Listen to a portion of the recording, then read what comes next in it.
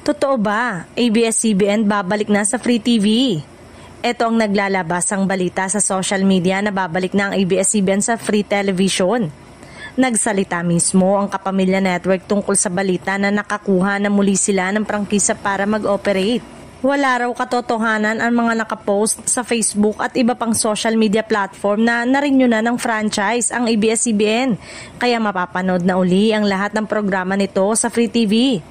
Kung matatandaan, nabanggit ni ABS-CBN President Carlo Katigbak na kahit pa raw magka-franchise uli ang kumpanya, mahirap nang bumalik bilang TV station dahil wala na rin ang frequencies nito at na-distribute na sa iba't ibang broadcaster.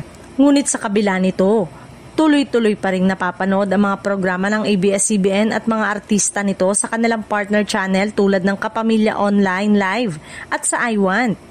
Kaya naman, kahit wala sa Free TV ay malawak pa rin ang reach ng mga programa nito at patuloy na nagpapasaya sa milyong-milyong kapamilya fans. Bukod sa TV5 at Kapuso Network ay mas lumawak pa ang reaches ng ABS-CBN ngayon.